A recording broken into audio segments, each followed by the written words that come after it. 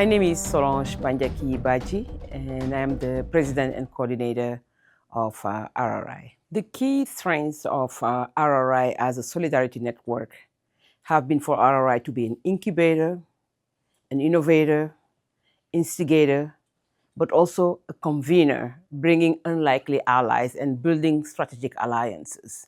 And I think that has been what has led RRI to this point. So when I first started at RRI in 2008, just right after I graduated from Clark University for my PhD, when I joined RRI, what I've seen is the coalition was first trying to see how to convince many organizations and allies in the sector that tenure rights is important. How to convince them that Indigenous peoples' rights are key to achieving climate change mitigation and adaptation, but also conservation. Another thing that I've seen also that the coalition have been doing as a movement, including the Secretariat, is to decolonize the financial architecture. Because what we have seen is the donors will ask for big proposals, log frames, and ask us and our partners to make sure that we fill that up and we do all the reporting financial. Then we're like, wow, this is a lot of burden on these indigenous organizations and local communities and Afro-descendant. How do we make sure that the coalition or the sector can reach a point where it's about fit for purpose financing? And another key aspect was how do we change the narrative around who own the land, who own forests, who own the resources. So I've seen the coalition members, including us at the Secretariat, spending times doing that at the national level, at the regional level, and at the international level. Now, after 20 years, like I say, or 15 years since I've been part of RRI, what I've really seen, which is really, really encouraging to project us into the future, is that the coalition has matured enough. Many organizations that started having projects with RRI in 2008, up till now, they know better how to write proposals. They know how to write concept note. They know how to provide financial reporting, narrative reporting. And you're like, well, if they reach that point, why do they need other organizations for donors to give them money and for them to give it to them? So we are at a point where many organizations on the ground can have directly access to donor funding and do the work and do it well. So I think that direct access to finance, the changing or decolonizing of the financial architecture has matured enough. Now we are at a place where the money should go directly to supporting organizations on the ground. And that's what us as RRI, we have been advocating for and campaigning for. So I think we are there. Another thing that I've seen in the sector is all these new indigenous local community Afro-descendant-led funding mechanism. And it's growing.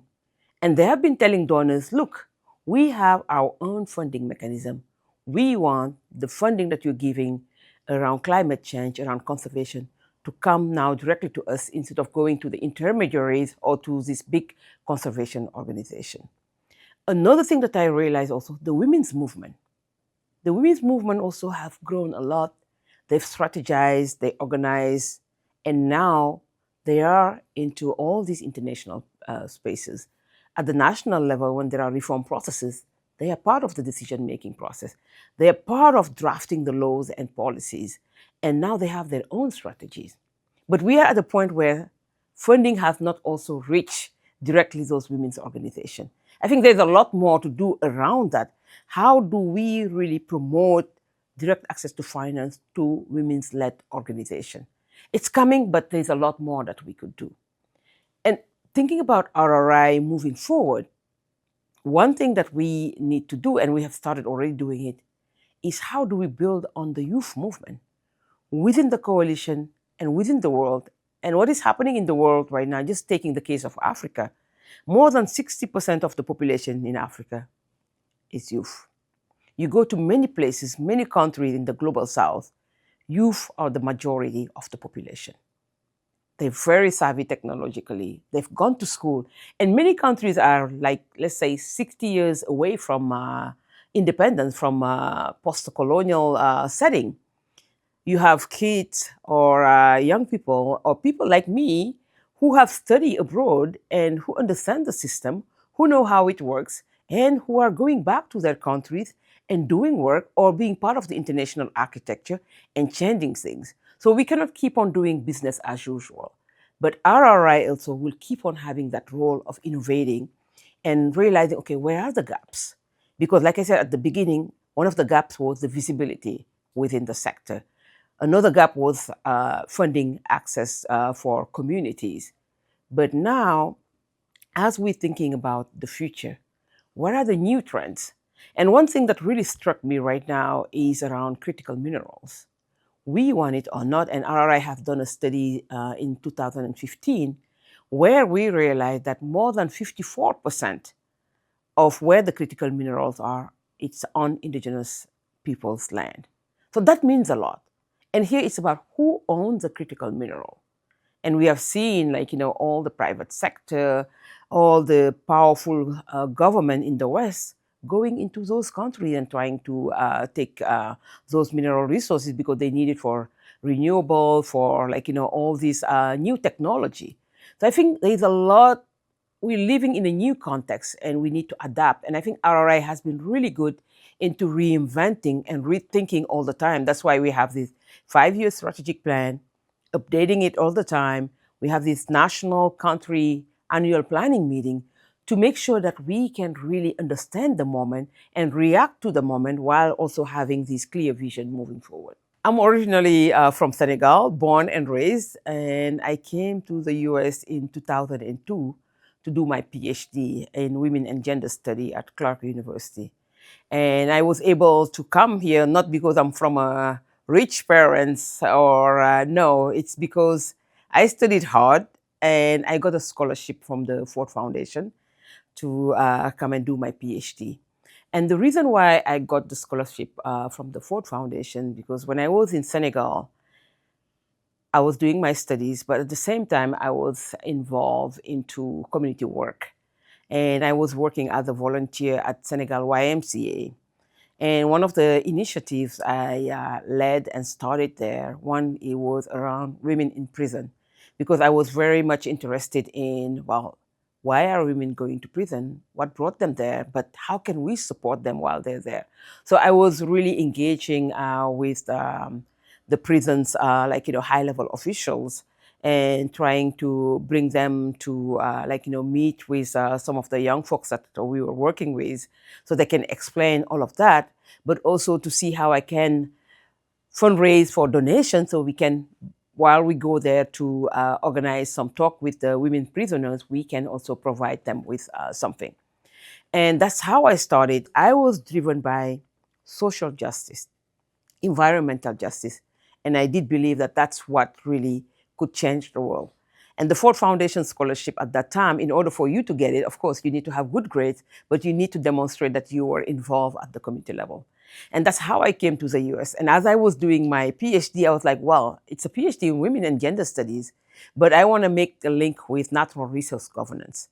So that's why my major was around natural resource governance. And I took most of my classes in geography at Clark, and my academic advisor was also a professor at the geography department. And I took most of my courses also at the International Development Program because that's just what I was for. And as soon as I graduated in May 2008, I was like, well, either I go back to Senegal, but if I have to stay in the US, I cannot do work in the US. I want to do work in Africa and in the global South. And I applied to many jobs. I had interviews, but the RRI one came in and I saw it. I was like, wow, it's in Washington, D.C., and it's about an Africa program coordinator. And at that time, I have one of my mentors, Jesse Ribo, who was working at WRI and who was also part of my PhD committee, who did work in Senegal. I called him and I say, look, I've seen this job. I mean, what, do you know them? He's like, wow, I know them very well. It's RRI. They're very savvy and they're really changing the sector in a good way. Well, I can, like, if you need more information, let me know. I was like, well, I'm going to apply. I applied and I was called for an interview in DC. So I came from Massachusetts to here. I did the interview, and the next day they called me and say, "You got the job." And that's how I started at RRI in 2008, leading the Africa program. Then I left for family reason and working for UN for 2 years. And I came back to RRI, and that's how I also start leading the gender justice program. And I left again RRI. I went to work for Partners Global because I wanted to diversify my horizon, looking into conflict resolutions and peace building. Then when Andy, the founder of RRI, was leaving, and the recruiting firm contacted me and said, "Well, your name was coming over and over as we are talking to people. Do you want to apply?" I was like, I'm not sure, but I'll think about it. Then actually I was like, no, actually, if I don't get it, that's okay. But I want to give it a try. I want to give it a try because I know that I knew this coalition and I worked for this coalition for 10 years. But most importantly, the reason why I really wanted to apply, because I was like, this kind of position have always been male position. I mean, the president of RRI, that's what we're talking about, right? It has always been white position. If you look at many of these, the sector in the DC area, I mean, how many Black or African women you see are president of like these international organizations and the CEO of these organizations. And I was like, well, this could set a precedent because if I get this job, I want my brothers and sisters, mainly my sisters in Africa, in Asia, in Latin America, to know that, look, they can get into this position and they can get it there, but they can do the work very well. And I'm very proud of where RRI is. Of course, I've learned a lot from the founders of RRI because my 10 years at RRI before I came back as president, I did learn a lot from Andy, from Arvin and Augusta in terms of, okay, how do you build coalition? How do you engage? How do you change the narrative? How do you really disrupt the system?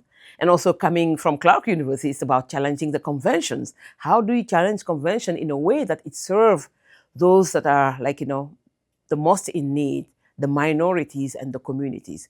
So I'm very proud to be here. Now it has been almost 4 years that I've been the president and coordinator of RRI. And I think I will proudly say that the founders have put RRI to a certain level, and I'm able also to bring it to another level. And I'm hoping that maybe next time the president of RRI will be a woman from Asia or a woman from Latin America or from Africa or an indigenous woman or a local community woman who would be there, because I mean, that's the trend. And I think that's where RRI should go.